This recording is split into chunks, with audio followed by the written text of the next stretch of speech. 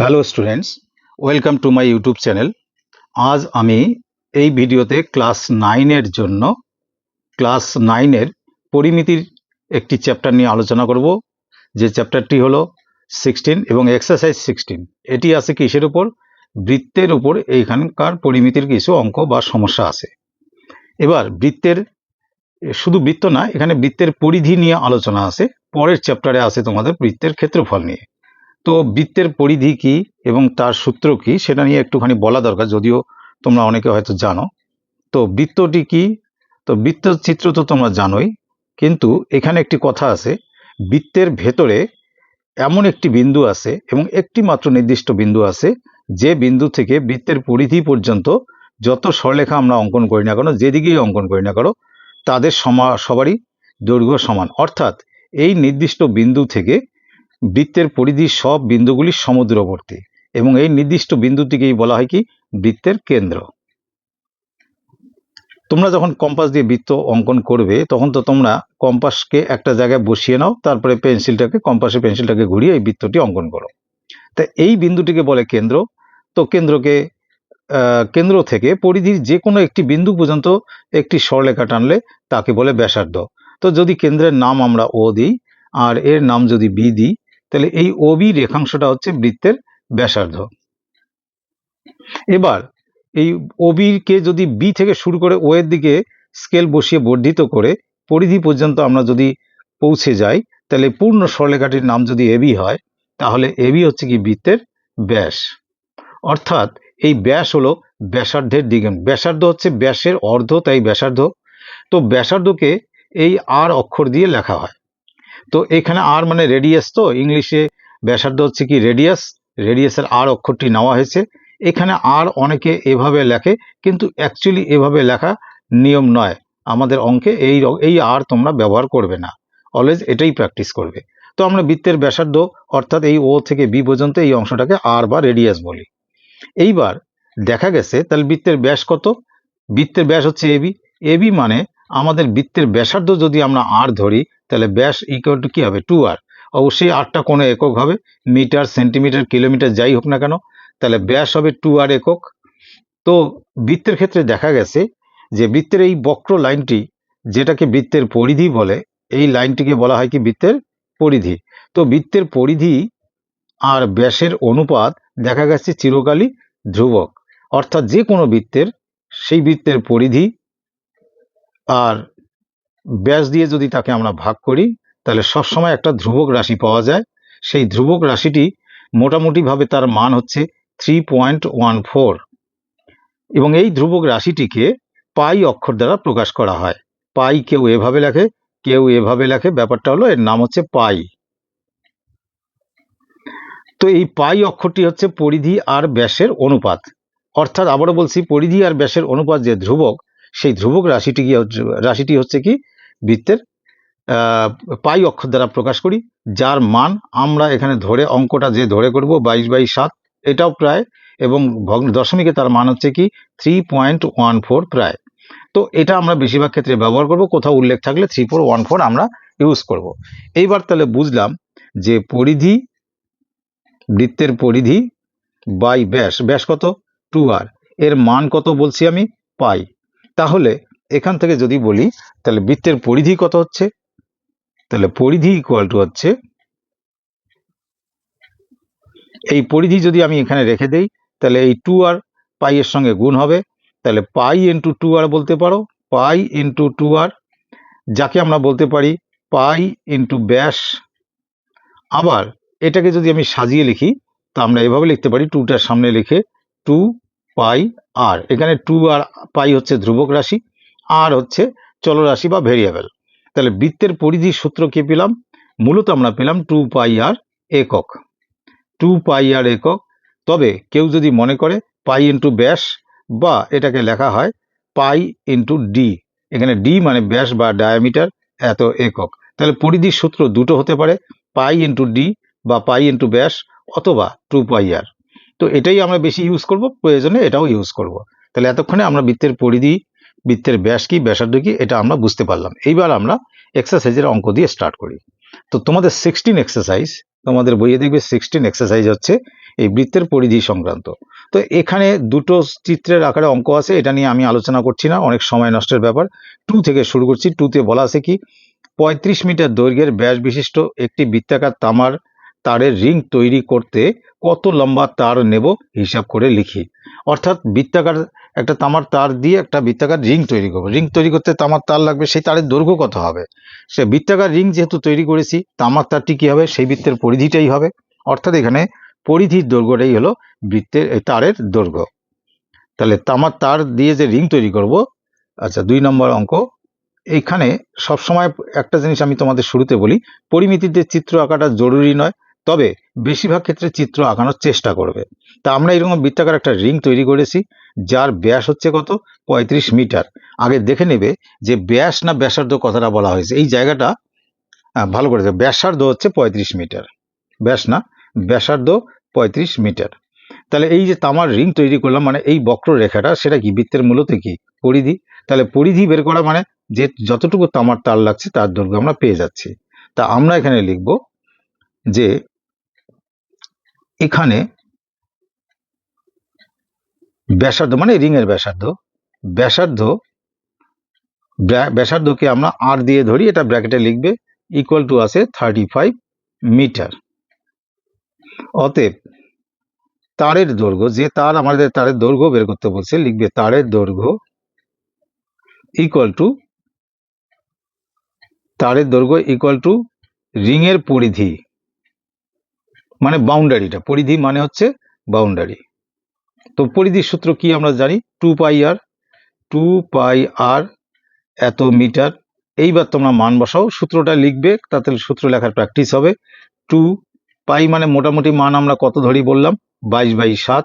আর মানে কত, 35, এককটা অবশ্যই লিখবে। তো 7 দিয়ে 35কে কাটলে 5, তো গুণ করবি কি করে, 5 দিয়ে আগে 2কে গুণ করলে 10 হয়, সুতরাং 22-এর পাশে 10 ইন্টু করা মানে 220 এত মিটার। তাহলে এটাই আমরা কি লিখেছি, ভাষাটা এমন করে লিখবো যাতে একবারে উত্তর চলে আসে। তারের দৈর্ঘ্য ইকুয়াল টু রিং এর পরিধি বা বৃত্তের পরিধি, পরিধি বের করলাম, অর্থাৎ তারের দৈর্ঘ্য আমরা সরাসরি পেয়ে গেলাম কত, 220 মিটার। এটাই হলো উত্তর। তো এভাবে অঙ্কগুলো করতে হবে। পরিমিতিতে চিত্র মাস্ট নয়, তবে তোমরা প্র্যাকটিস রাখবে, চিত্র দিয়ে করবে। এখানে তারপরে 3 ও 4 একটু একটু উঁচু মানের অঙ্ক, তার থেকে আমি তোমাদের 5 নম্বরটা আগে করি, তাতে তোমাদের একটু ধীরে ধীরে কঠিনের দিকে গেলে অভ্যস্ত হবে তাড়াতাড়ি। 5 নম্বর কোশ্চেন কি বলেছে, তথাগত একটি তামার তার আয়তাকারে বেঁকিয়েছে, যার দৈর্ঘ্য হচ্ছে, মানে যে আয়তক্ষেত্র বানিয়েছে তার দৈর্ঘ্য 18 সেন্টিমিটার, প্রস্থ 15 সেন্টিমিটার। আমি ওই তামার তারটি বেঁকিয়ে বৃত্ত তৈরি করলাম, হিসাব করে এই বৃত্তাকার তারের তামার তারটির ব্যাসার্ধের দৈর্ঘ্য নির্ণয় করে। তাহলে প্রথমে তথাগত তৈরি করেছে একটি আয়তক্ষেত্র যে তার দিয়ে, সেটাকেই আমি তৈরি করলাম একটি বৃত্ত, তাহলে সেই বৃত্তের ব্যাসার্ধ কত হবে। এই ক্ষেত্রে কিন্তু এই অঙ্কটিতে চিত্রটা, আমার হিসাবে চিত্রটা অবশ্যই করবে।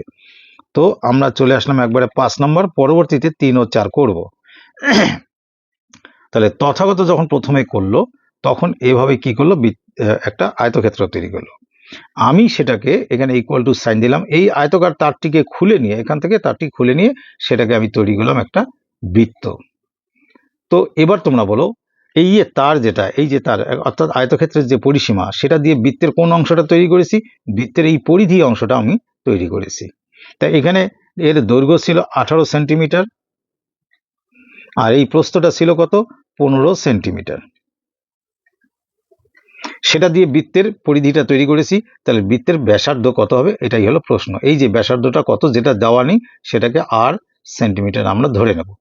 তাহলে এটা দেখলে অবশ্যই ক্লিয়ারলি তোমরা বুঝতে পারবে। তো এখানে আমরা লিখব কি, যে এখানে তারের দৈর্ঘ্য, যে তার বেঁকিয়ে আয়তক্ষেত্র তৈরি করা হয়েছে, সেই তারের দৈর্ঘ্য কোনটা সূত্র থেকে পাবো, তারের দৈর্ঘ্য ইকুয়াল টু আয়তক্ষেত্রের পরিসীমা। আয়তক্ষেত্রের তারটা বেঁকিয়ে বেঁকিয়ে বানানো হয়েছে, মানে এই বাউন্ডারিটা বানানো হয়েছে, যাকে বলা হয় পরিসীমা। তাহলে তারের দৈর্ঘ্য মানে আয়তক্ষেত্রের কি পরিসীমা, সেটা আমরা লিখে নিচ্ছি। ভাষাটা এরকম সংক্ষেপ এবং সঠিক ভাষা লেখার প্র্যাকটিস করবে। আয়তক্ষেত্রের পরিসীমার সূত্র কি, 2 ইন্টু দৈর্ঘ্য প্লাস প্রস্থ।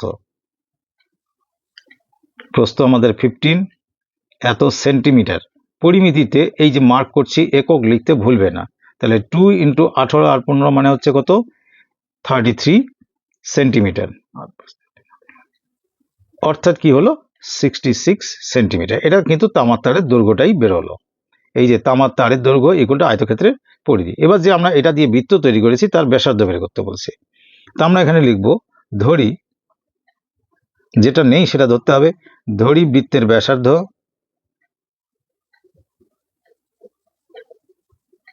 Equal to R centimetre. যে একক দিয়ে অঙ্কটা আছে সেই একক ধরবে, এখানে আবার এসে হঠাৎ মিটার ধরা যাবে না।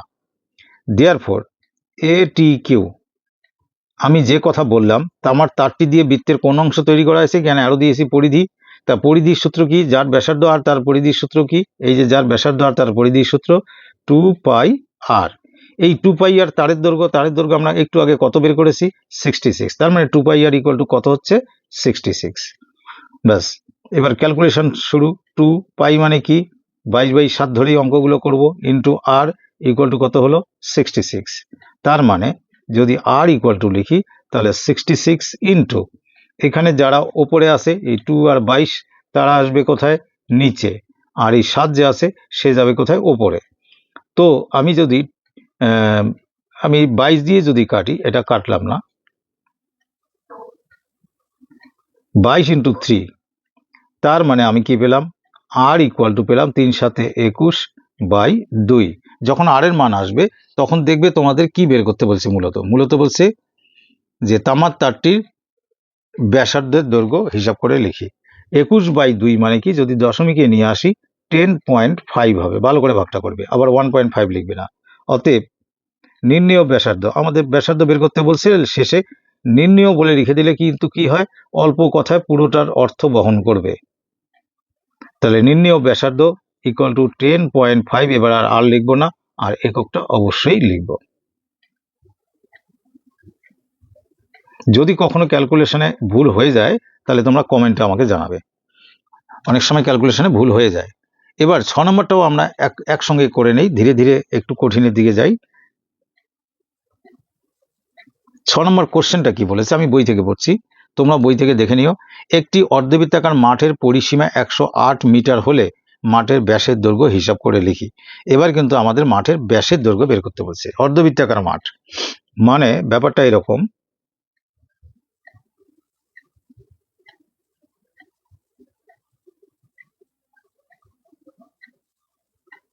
তো এই মাঠের পরিসীমা, এখানে পরিসীমা বলতে এই যে বৃত্তের যে আধা অংশ আছে আর এই যে ব্যাস সরলরেখাটি আছে দুটোর যোগফল। তা এই বৃত্তের আধা অংশ মানে কত, ফুল বৃত্তের পরিধি যদি 2 পাই আর হয়, তাহলে আধা অংশ মানে হাফ ইন্টু 2 পাই আর, 2 দিয়ে 2 কাটলে কত পেলাম, পাই আর। তার মানে এই যে বৃত্তের যে অংশটা এখান থেকে স্টার্ট করে আমরা এদিক দিয়ে ঘুরে যে আমরা এখানে আসলাম, এই পর্যন্ত অর্ধ পরিধির দৈর্ঘ্য কি হলো, পাই আর।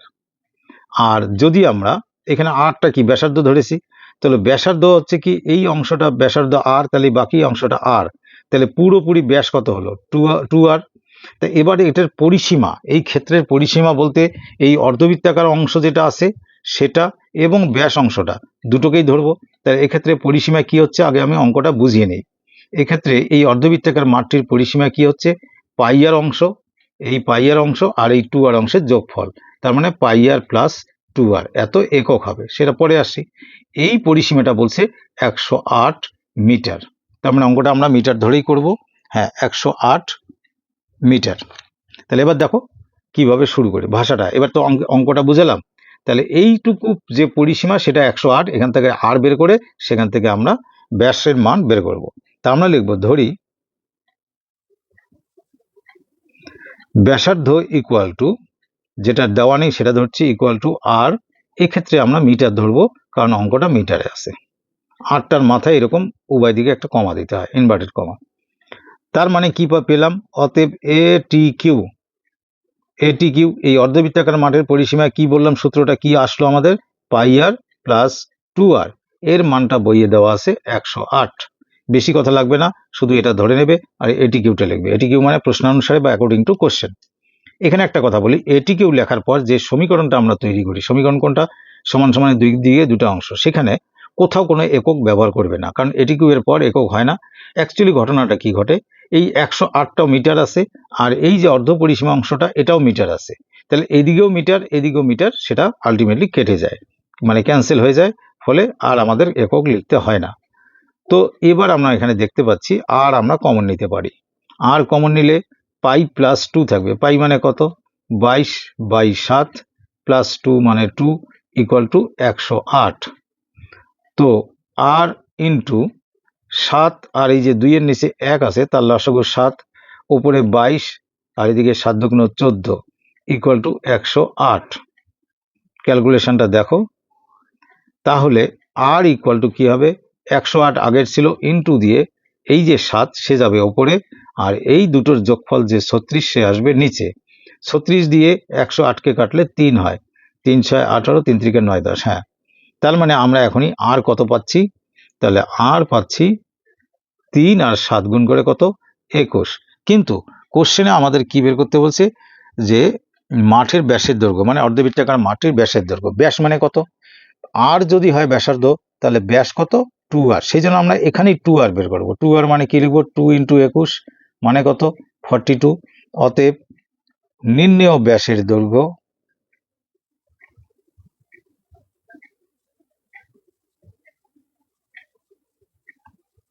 এই যে ব্যাস আমরা একবারে বের করেছি, তাই এখানে লিখবো একবারে 42 মিটার। এটাই উত্তর। আর সবসময় উত্তরের লাইন হাইলাইট করে দেবে, অর্থাৎ নিচে একটা দাগ টেনে দেবে। পারলে সেটা অন্য কালিতে, যদি ব্লুতে অঙ্কটা করো এটা ব্ল্যাকে আন্ডারলাইন করবে। এই যে স্মার্ট, এখানে একটা স্মার্ট লেখার টেকনিকটা কি দেখো, অনেকে এই আর লেখার পর লিখবে অতএব মাঠের ব্যাসার্ধ 21 মিটার এবং ব্যাস 21 × 2 42 মিটার। এত ভাষা নয়, এই আর কে একবারে 2r করবে, 2r এর যা মান পাবো আমরা সেটাই ব্যাসের দৈর্ঘ্য লিখবো। অর্থাৎ আমি যেখানে যেভাবে ভাষা লিখি, যদি একটু মন দিয়ে দেখো কেন কি লিখলাম, তাহলে দেখবে তোমাদের এই যে এর মানে পরিমিতি তো ভাষা দিয়ে লিখতে হবে আমাদের বোর্ডে, সেখানে তোমাদের এই ভাষা লেখার স্মার্টনেসটা অবশ্যই চলে আসবে। আর আমি এই অংশটা যে বুঝালাম, এটা পরীক্ষার হলে লিখতে হবে না। তো 6 পরে এবার আসি 7 নম্বরে।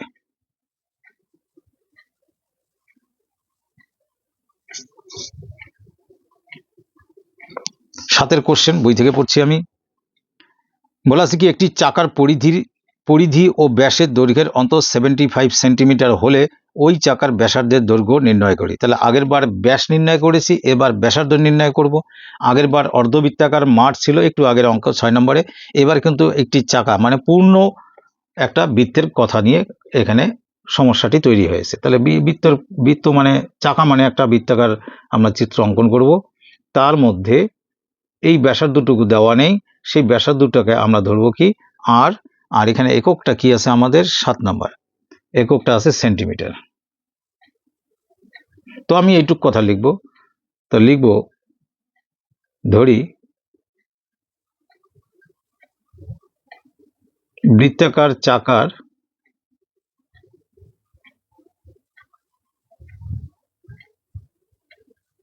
ব্যাসার্ধ ইকুয়াল টু আর, এবার আর মিটার নয়, এবার লিখবো কি? সেন্টিমিটার। একক মনে রাখবে। তার মানে কি, এবার সরাসরি এটি কিউতে যাব। এটি কি লিখবো সেটা লেখার আগে এরা কি বলছে একটু শুনে নেই। বলছে কি, চাকার পরিধি ও ব্যাসের দৈর্ঘ্যের অন্তর, অর্থাৎ কি না, পরিধি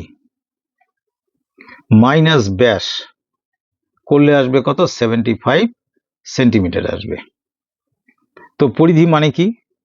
পরিধি মানে 2πr, আর ব্যাস মানে কি? 2r equal to 75। তাহলে এটিকে এর পর মূল ইকুয়েশন, এটা আমি এটা বোঝানোর জন্য লিখলাম, তোমরা হলে লিখে দিল, পরীক্ষার সময় লিখে দিল, কোনো যায় আসে না। এবার তখন ছিল πr প্লাস 2r, তখন কি ছিল? অর্ধবৃত্তাকার মাঠের পরিসীমা, তাই πr প্লাস দিয়ে 2r। এবার কিন্তু পরিধি আর ব্যাসের অন্তর মানে বিয়োগফল। তো এবার আমরা এখান থেকে কি কমন নিতে পারি? 2r কমন নিতে পারি। 2r কমন নিলে কি থাকবে? বাদিকে পাই, এখানে থাকবে 1। এই দুটো মিলে এই সম্পূর্ণ সমীকরণের মান কি হচ্ছে? 75। তো 2r, আর এটা অ্যাকচুয়ালি 22/7 মাইনাস 1, এটা মিলে কত? 75। তার মানে 2r ইন্টু, এই দেখো 7 একে 7, অর্থাৎ 22 থেকে 7 মাইনাস করলে কি হবে? 15/7। তোমরা চাইলে রাফে করে দিতে পারো বা এখানে একটা স্টেপ বাড়িয়ে নিতে পারো। তো আমি যদি এখানে 2r কে রেখে দিই, তাহলে ওইদিকে ছিল 75 ইন্টু হয়ে এই পার্টটা উল্টে যাবে, উল্টে গেলে উপরে কি 7, নিচে 15, 15 দিয়ে কাটলে 5। তার মানে 2r ইকুয়াল টু 5 সাথে 35। তো আমাদের কি বের করতে বলছে আবার একবার দেখে নিই। 7 নম্বর অঙ্কে চাকার ব্যাসার্ধের দৈর্ঘ্য নির্ণয় করি। ব্যাসার্ধ মানে আর করতে হবে। এবার 2r রেখে লাভ নেই, তখন দরকার ছিল তখন 2r রেখেছি, এবার আর রাখতে হবে। আর মানে কি 35/2, যেটা ভাগ করলে আসবে কত 17.5। অতএব নির্ণেয় চাকার